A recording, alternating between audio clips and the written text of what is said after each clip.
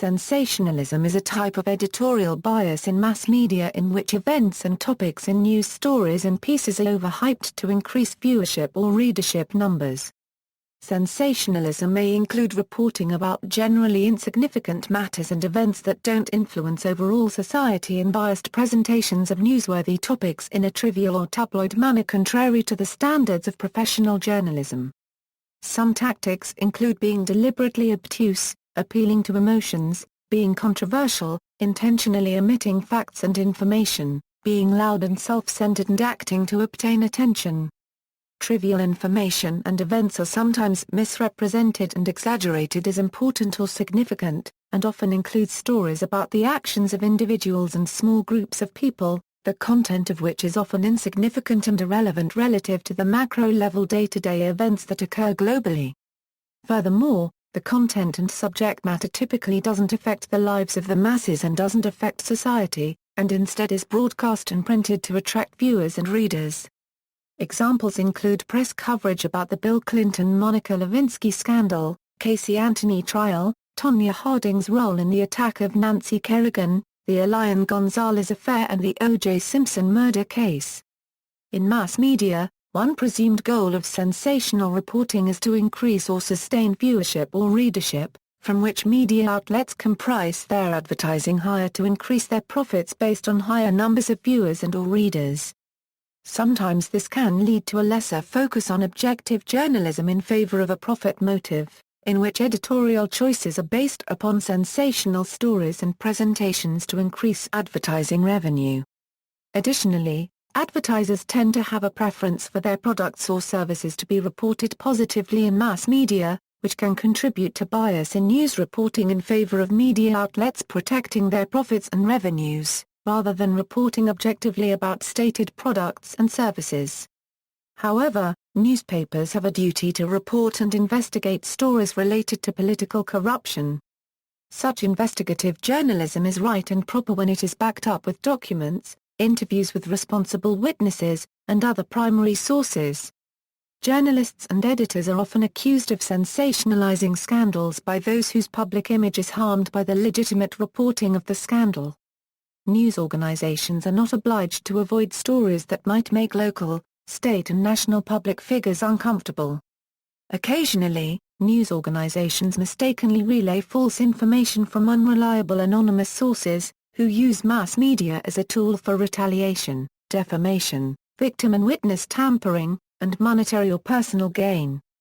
Therefore, any story based on sources who may be reasonably assumed to be motivated to act in this way is best interpreted with critical thinking.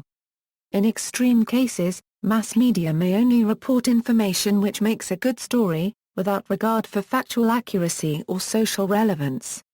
It has been argued that the distrust in government that showed in the aftermath of the Watergate scandal created a new business tactic for the media and resulted in the spread of negative, dishonest and misleading news coverage of American politics.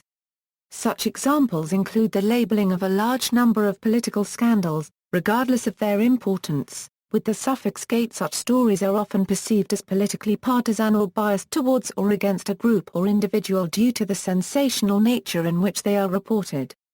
A media piece may report on a political figure in a biased way or present one side of an issue while deriding another. It may include sensational aspects such as zealots, doomsayers and/or junk science. Complex subjects and affairs are often subject to sensationalism. Exciting and emotionally charged aspects can be drawn out without providing the elements needed for the audience to form its own opinions on the subject. Mass media occasionally uses a comedic website as a source, then mistakenly relays the joke as news, without any factual checks. One widely reported example involved the Onion story on Harry Potter. History. In A History of News, author Mitchell Stevens notes sensationalism can be found in the ancient Roman actor Diana. Sensationalism was used in books of the 16th and 17th century, to teach moral lessons. According to Stevens, sensationalism brought the news to a new audience when it became aimed at the lower class, who had less of a need to accurately understand politics and the economy. Through sensationalism, he claims, the audience was further educated and encouraged to take more interest in the news. In broadcasting, sensationalism is often blamed for the infotainment style of many news programs on radio and television. According to sociologist John Thompson, the debate of sensationalism used in the mass medium of broadcasting is based on a misunderstanding of its audience, especially the television audience. Thompson explains that the term mass suggests a vast audience of many thousands, even millions of passive individuals. Television news is restricted to showing the scenes of crimes rather than the crime itself because of the unpredictability of events, whereas newspaper writers can always recall what they did not witness. Television news writers have room for fewer words than their newspaper counterparts.